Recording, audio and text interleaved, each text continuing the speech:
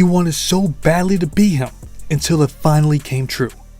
The NBA was desperately looking for the next Michael Jordan, and we saw the reincarnation 10 years after he won his 6th title. Other players gave a great imitation for 1-year samples, but the thing about Michael is that he dominated year after year after year. Kobe gave us the greatest Jordan impression from 2008 to 2010. It's not just the numbers, it's not just the play style. He displayed everything that makes MJ the GOAT. But why just that 3-year stretch and not during Kobe's true prime? I'm not denying that Kobe has always been compared to Michael from the moment he stepped on the court. There were always striking similarities. However, for the first 8 years of his career, his game was somewhat confined. The offense ran through Shaq, so Bryant's numbers for his first three-peat are not close to MJ's. But once the offense ran through Kobe, that is where we can make a fair comparison between these two legends. Although the numbers that he was putting up were insane after Shaq left, he didn't experience playoff success as Jordan did. That even includes before the start of the Bulls dynasty. But that all changed between 2008 through 2010.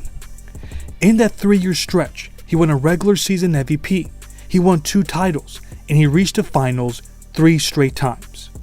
It wasn't quite like his airness, but he came as close as anyone. Let's look at their combined averages for those 3 seasons. We'll start with the regular season. Kobe wasn't as good of a scorer or rebounder, but he was a better facilitator. The biggest discrepancy comes in the advanced metrics. The Bulls won a record-breaking 72 games in 1996 and 69 games in 1997. He was rewarded greatly for those 2 seasons from an analytical perspective. The Lakers were not as dominant.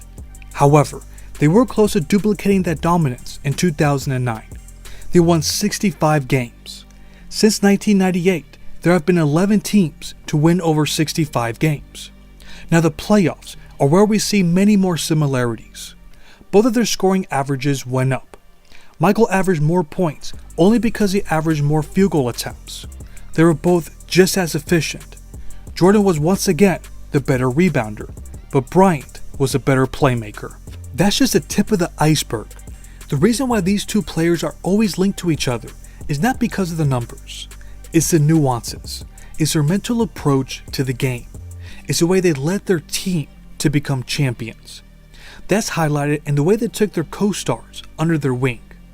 Both Scottie Pippen and Pau Gasol were great talents and incredibly skilled. They have that in common, but they were also picked apart by teams that were known for their toughness and defense. The Detroit Pistons and the Boston Celtics exposed some of the weaknesses they had in their mentality. Instead of joining another team or running them out of town after bitter playoff defeats, they decided to help them grow. We can only imagine how intense those practice sessions were. Being challenged by such a ruthless leader surely played a part in their development. They were mentally prepared to take the punishment and to respond with grace. Former players from the Pistons and Celtics have mentioned on various occasions that Scottie and Pau were better players after being defeated by them. They weren't talking about their talent. They were talking about their mentality. They could no longer be intimidated. You couldn't take them out of the game with physical play. Instead, they were going to hit you back. They all noticed a big difference in them, and they credited Michael and Kobe for their development. Their leadership styles aren't for everyone, and many critics have made the bold statement of calling them bad teammates. But we can't deny the results.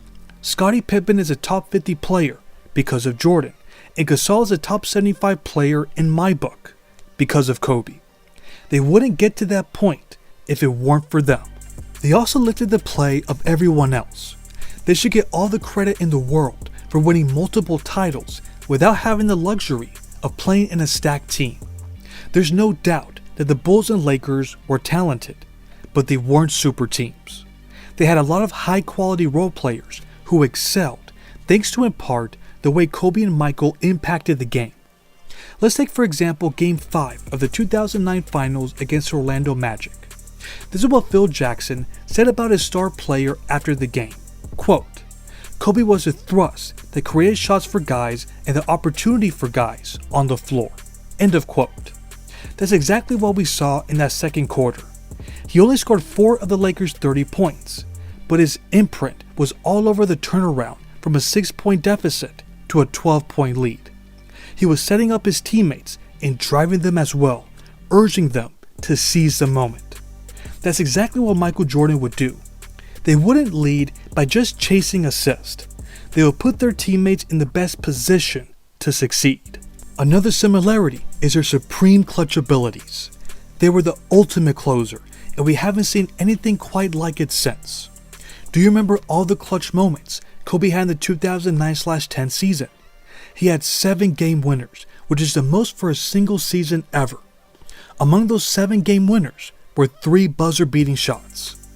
Jordan did something similar in the 1997/98 season.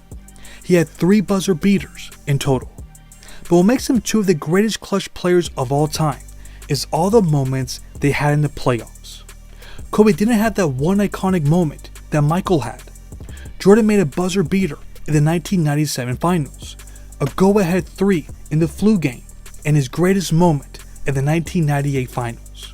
But Bryant had his fair share of underrated clutch moments.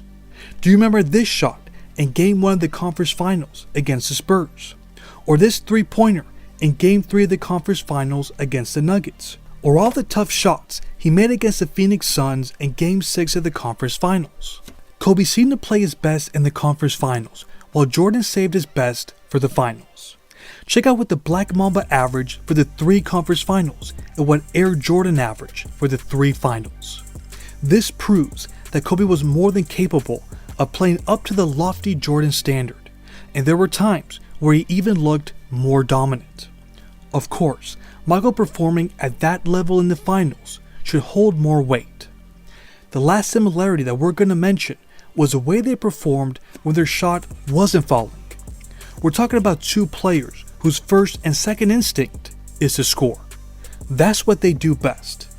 But just because you force them to be inefficient doesn't mean that you've taken them out of the game.